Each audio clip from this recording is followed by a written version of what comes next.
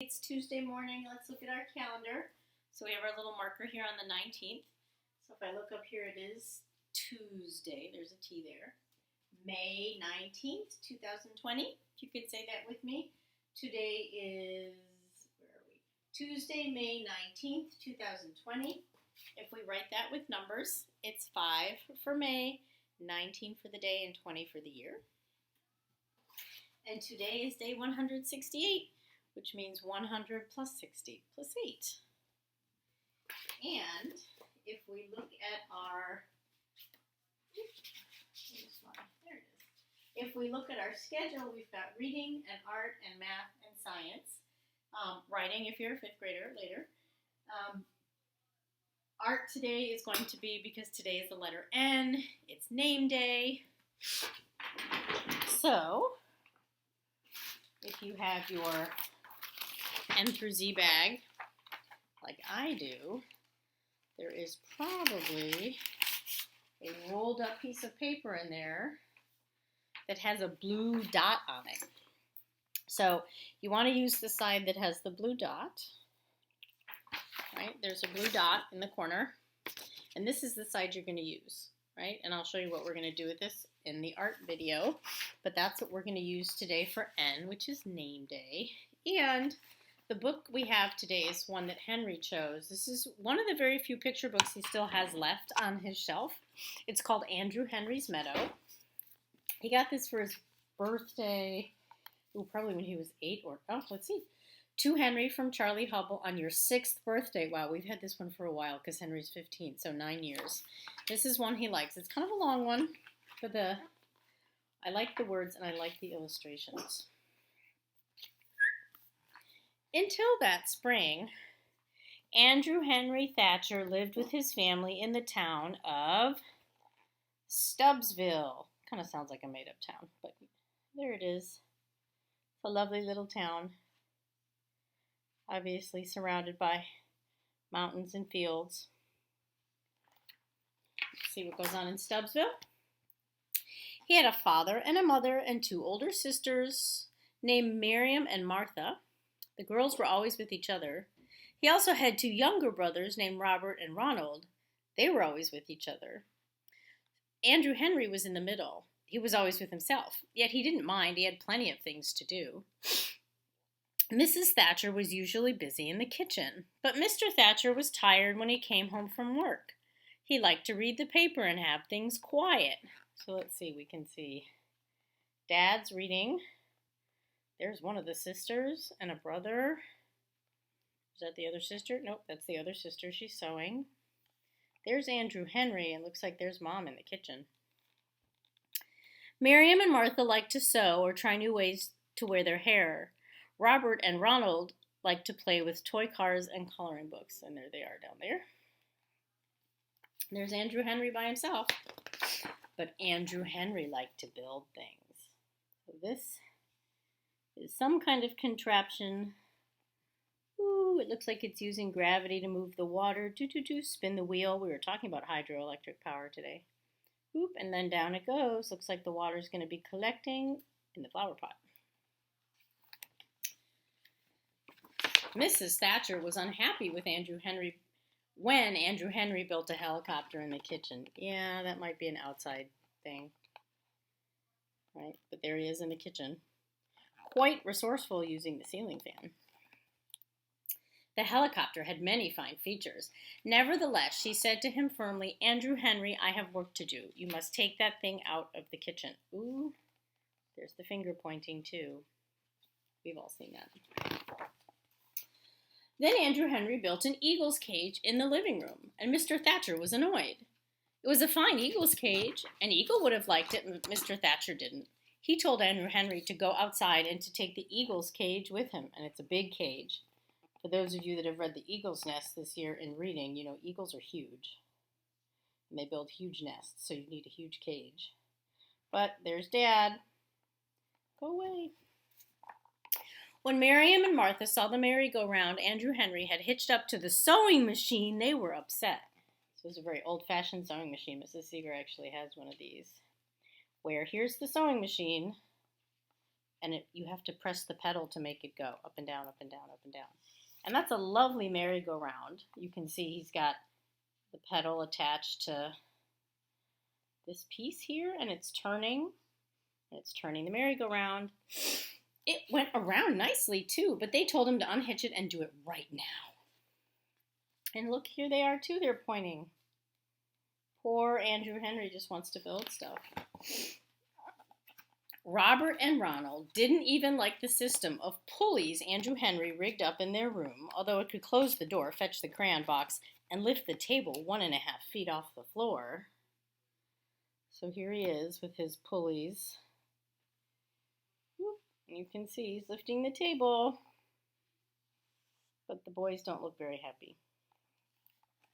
They cried, "You're always spoiling our fun, Andrew Henry. Leave us alone." This does not bode well for Andrew Henry. Andrew Henry thought about it more and more. One fine spring morning, he made up his mind. Quietly, he gathered together his tools. He packed his hammer and his saw, his pocket knife and pliers, a big sack of nails, some bolts, nuts, and wire, and even a few lengths of stovepipe. So there he is packing up all his things very quietly, so nobody hears him. "I'll build a house for myself," he said. He went out the back door and down the path. He knew where he was going. There's the dog watching him go. There's Andrew Henry. You can see he's walked out his back gate. Oop, off he goes. No one saw Andrew Henry leave, except the Thatcher's dog, Sam. As usual, Sam started to follow Andrew Henry, but this time Andrew Henry told him firmly that he must stay home. Sam was a good dog, so he sat down by the gate in the shade of the lilac bush and watched until Andrew Henry was out of sight. Where is Andrew Henry going? Andrew Henry walked kitty-corner through Burdock's pasture. The pasture's a meadow, like a big grassy field, and climbed over Blackbriar Hill, which appears quite rocky. You can see him standing there on the rocks.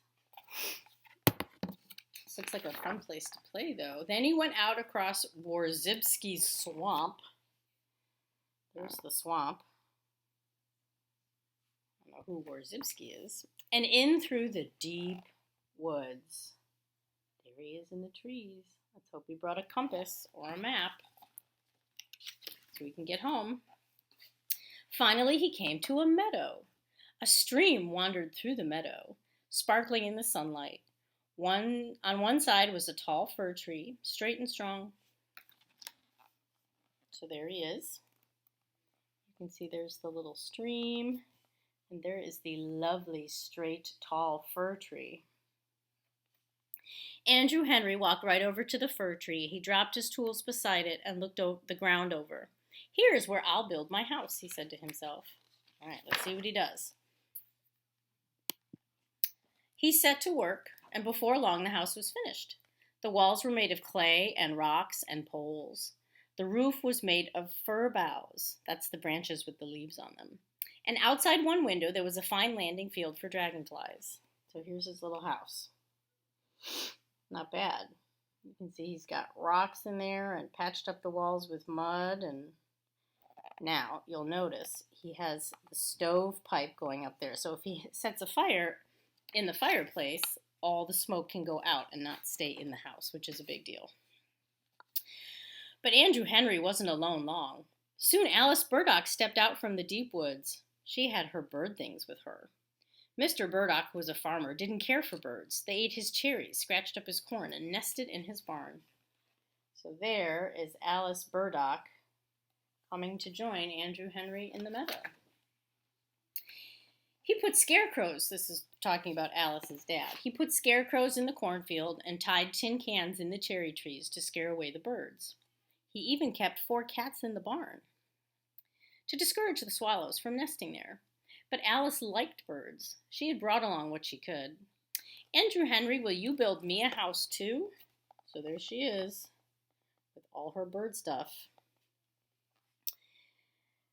"Sure thing," Andrew Henry said. It was a nice house, especially for a person who liked birds. A ladder climbed straight up the trunk of the old tree to the house. There were plenty of bird baths and feeding stations. There were birdhouses and a balcony for watching birds, and even a handy rest for Alice's binoculars when she wasn't using them. Check that out. That is cool. You guys see that? And there's little Alice with her feet dangling off. There are her binoculars. And she's way up there where you'd want to be if you're watching birds. And she's got bird feeders and all kinds of fun things. Lots of birds flying around up there. Next, out of the deep woods came George Turner. He had most of his boats, all of his fishing poles, and his biggest paddle wheel. Mrs. Turner, which I assume is George's mother, didn't like him to use these things in the bathtub. George wanted Andrew Henry to build him a new house, too. Sure thing. Check that out. That's a fishing house. It's built over the creek. It's got all those fishing poles in there. Look at that. First, they built a bridge over the creek. Then they built the house on the bridge so that George could be near the water. The house had docks for the boats and built-in fishing poles. The paddle wheel worked a fan to keep George cool. It was surprising how much power that paddle wheel had. Where is the paddle wheel? I cannot see it, but oh, nope, there it is. It's under the bridge. So here's a wheel. The water pushes it. It's hooked up to the fan up at the top, right? So the wheel is turning something. Those are super handy. Then Joe Pulaski arrived. Wow, it's going to be a crowded meadow soon. They built him a dugout house.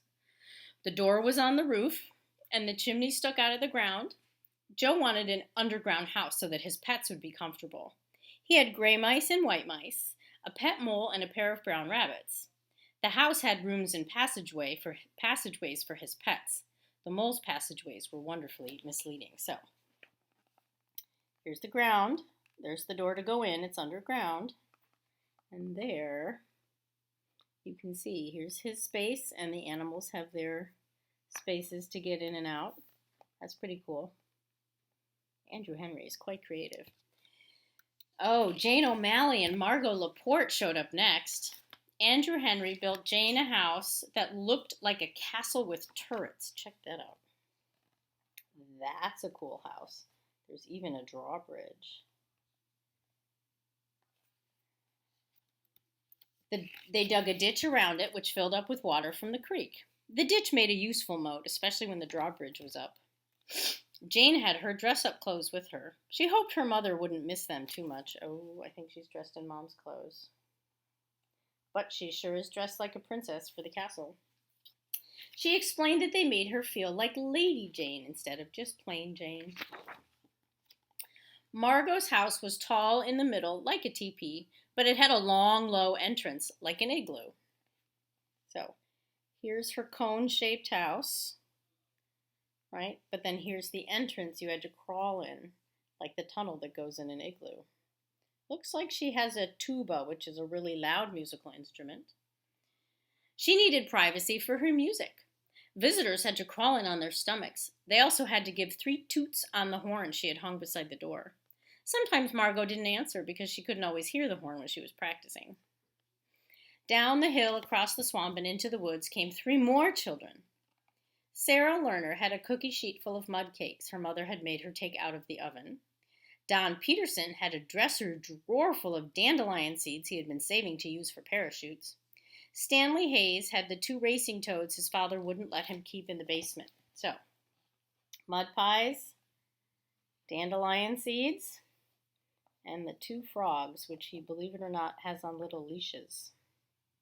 Hope you guys can see that. You see the little leashes he has for the frogs jumping behind him? Wow, all these children. Soon 9 houses stood in the meadow. You see all those? We've got castles and bird houses and all kinds of fun things.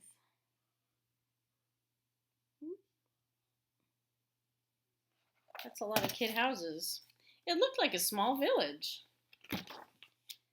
But in Stubbsville, the Thatchers were looking for Andrew Henry, and the Burdocks were looking for Alice. Soon the Turners, the Pulaskis, the O'Malleys and Laportes, the Lerners, the Petersons, and Hayes all began looking for their missing children.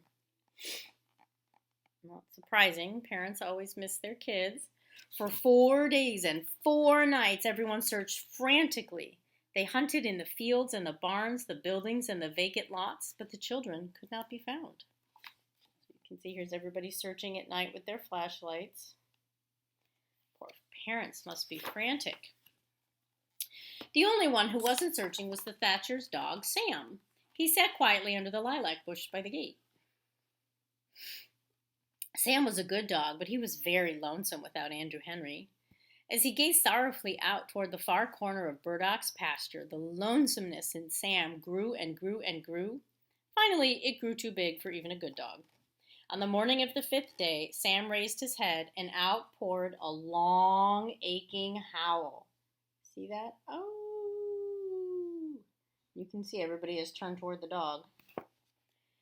He sprang to his feet and raced for the near corner of Burdock's pasture.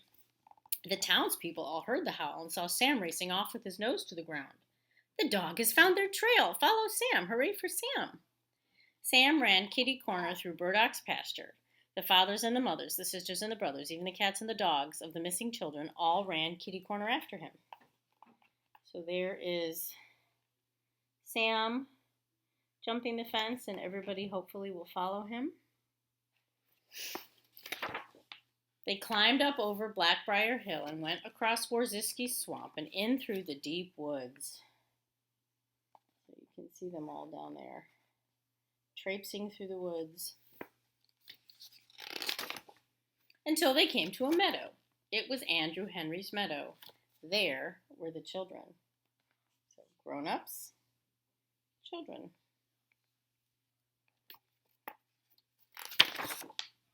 What excitement! The 9 children, their parents, and all their sisters and brothers met with shouts of joy. They laughed and hugged each other. The fathers and mothers were too happy to scold or ask any questions. Their children were safe. You can see everybody is celebrating that they found each other. Hats are being thrown in the air. Andrew Henry and his friends were happy too. They had been away from home for 4 long days and 4 very long nights. The village and the meadow had been wonderful. They would not forget it. But they missed their mothers and fathers, their sisters and brothers, their cats and dogs. They were ready to go home. The Thatchers gave Andrew Henry the corner of the basement behind the furnace just to build things in. He built a roller coaster for Robert and Ronald's toy cars. By using a bucket and parts of an electric fan, he made a hairdryer for Marion and Martha. The pipe filler he had made for his father worked the same way a bird feeder does. And he was especially proud of the automatic table setter he made for his mother, although it did take up a lot of room.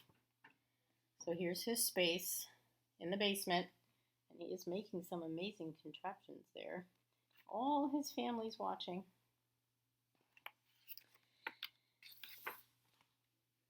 Andrew Henry was pleased to have such a fine place to work, and his family was always curious to see what Andrew Henry would build next. All right. I think the moral of the story is indulge your children. Let them build things and do amazing things without pestering. Anyway, this Henry used to point this book out anytime we had questions. He and I had a discussion about something he wanted to do in the house. He would always pull out Andrew Henry's Meadow.